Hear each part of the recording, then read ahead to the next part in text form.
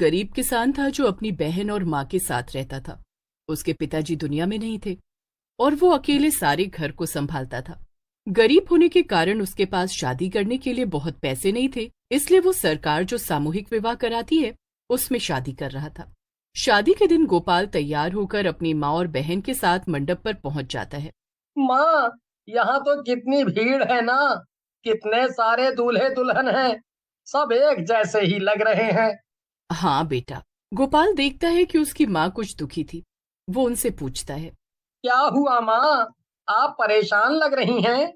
गोपाल बेटा, मेरे तो बड़े अरमान थे कि तेरी शादी मैं बहुत धूमधाम से करूंगी, लेकिन हमें मजबूरी में तेरा सामूहिक विवाह करवाना पड़ रहा है। अरे माँ, शादी तो शादी होती है ना। इससे क्या फर्क पड़ता है कि कहाँ हो रही है। अब तुम दुखी मत हो। हम लोग अपनी राखी की शादी खूब धूमधाम से करेंगे।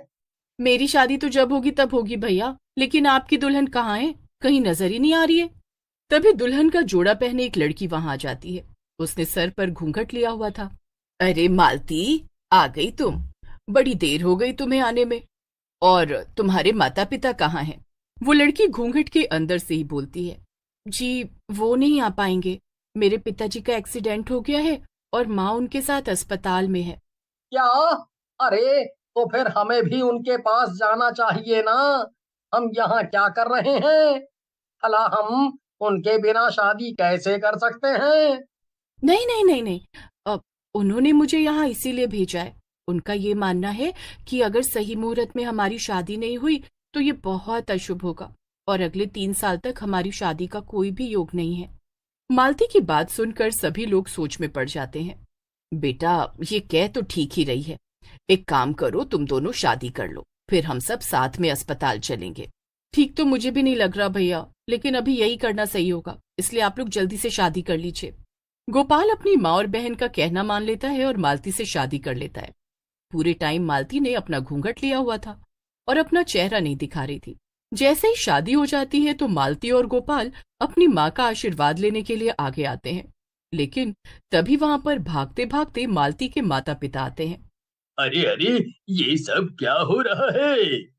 अरे पिताजी, आप यहाँ कैसे? आपका तो एक्सीडेंट हो गया था ना। अरे, कोई एक्सीडेंट नहीं हुआ था। ये जो लड़की घूंघट के पीछे है, ये मेरी बेटी नहीं है। ये एक चुड़ैल है, चुड़ैल। मालती के पिता की बात सुनकर गोपाल और बाकी सब डर जाते हैं। तभी वो लड़की अपना घूंघट हटा देती है और सच में उसके पीछे एक चुड़ैल खड़ी हुई थी। गोपाल और उसका परिवार ये सब देखकर बहुत डर जाते हैं। ये क्या? ये तो चुड़ैल है माँ। अरे, यही तो मैं कब से कह रहा हूँ ना। इस चुड़ैल ने रास्ते में हमारी गाड़ी रोक दी और मेरी बेटी से जबरदस्ती उसका शादी का जोड़ा छीन लिया। इतना ही नहीं, इसने मेरी बेटी को बुरी तरह से घायल भी कर दिया, जिसकी वजह से हमें उसे तुरंत अस्पताल ले जाना पड़ा। अरे नहीं बेटा, तो तूने एक चुड़ैल से शादी कर ली? क्या? नहीं, एक चुड़ैल मेरी भाभी कैसे हो सकती है? नहीं नहीं नहीं नहीं नहीं। जी हाँ, मैं ही हूँ आपकी बहू, आपकी चुड़ैल बहू, तेरी चुड़ैल भाभी और गोपाल जी आपकी चुड़ैल पत्नी। दरअसल मैं कुंवारी ही मर गई थी ना, इसीलिए मेरी शादी करने की इच्छा अधूरी रह गई। और जब मुझे पता चला कि यहाँ समूह विवाह हो रहा है तो बस मैंने ठान लिया कि अब तो मैं शादी करके ही रहूंगी। ए चुड़ैल, अपनी बकवास बंद कर। तूने धोखे से मुझसे शादी की है। मैं नहीं मानता इस शादी को। चल जा, भाग जा यहाँ से। गोपाल की बात सुनकर चुड़ैल को गुस्सा आ जाता है और वो गोपाल की गर्दन पकड़। क्या कहा तूने? तेरी इतनी मजाल! तुझे किसी ने सिखाया नहीं क्या कि अपनी पत्नी से कैसे बात करनी है? अरे अरे, ऐसा मत करो। मेरे बेटे को छोड़ दो, कृपा करके उसे छोड़ दो। ओ, अरे मम्मी जी, आप देखिए ना ये मुझसे कैसे बात कर रहा है। अरे अपनी नई नवेली दुल्हन से जरा प्यार से बात करनी चाहिए ना। हाँ हाँ। चुड़ैल की बातें सबको बहुत अजीब लग रही थी, लेकिन उससे लड़ने या बहस करने की हिम्मत किसी में भी नहीं थी।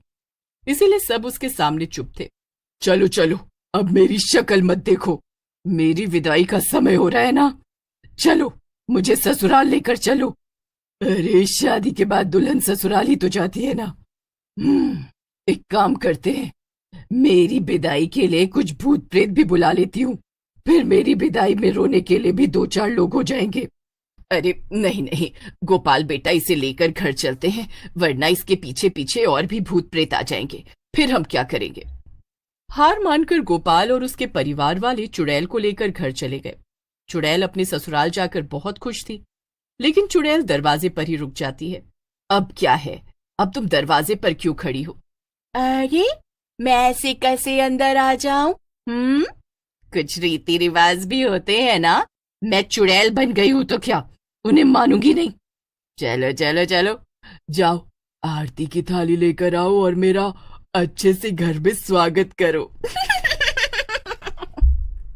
गोपाल की माँ मजबूरी में आरती की थाली लेकर बाहर आती है और चुड़ैल की आरती करने लगती है। गोपाल की माँ मन ही मन सोचती है, कितने सपने सजाए थे मैंने कि मेरी बहू आएगी तो मैं ऐसा करूंगी वैसा करूंगी, और यहाँ मुझे एक चुड़ैल को अपनी बहू बनाकर उसकी आरती उतारनी पड़ रही है। हे भगवान, ये तुम्हारी कैसी महिमा है। क्या सोच रही है बुढ़िया, मेरी आरती में कोई कमी नहीं होनी चाहिए, समझी? हाँ हाँ, समझ गई। ऐसे ही रात हो जाती है और गोपाल, उसकी बहन और उसकी माँ साथ में बैठकर बात कर रहे थे। भैया अब क्या करेंगे, क्या ये चुड़ैल हमेशा हमारे साथ ही रहेगी? नहीं नहीं, ये कैसे हो सकता है भला, ऐसे तो हमेशा हमारी जान को खतरा रहेगा ना। नहीं, ऐसा नहीं होगा, क्योंकि मुझे समझ आ गया कि अब मुझे क्या करना है। इस पागल चुड़ैल से तो मैं अपना पीछा छुड़वा के ही रहूंगा। इतना कहकर गोपाल सोने चला जाता है। अगले दिन सुबह सुबह वो सब लोगों को इकट्ठा करता है। क्या बात है पतिदेव, सुबह सुबह क्या कहना है आपको? माँ, मेरी शादी तो हो गई, लेकिन अब मुझे हनीमून पर जाना है। गोपाल की बात सुनकर उसकी बहन और माँ तो एकदम दंग रह जाते हैं, लेकिन चुड़ैल ये सुनकर खुश हो जाती है। हाय, अरे वाह, हाँ हाँ, ये तो बड़ा ही अच्छा आइडिया है। सही बात है, हनीमून पे जाने के बिना तो शादी अधूरी है ना। अरे लेकिन विदेश जाने की क्या जरूरत है, हम लोग कुल्लू मनाली चलते हैं ना।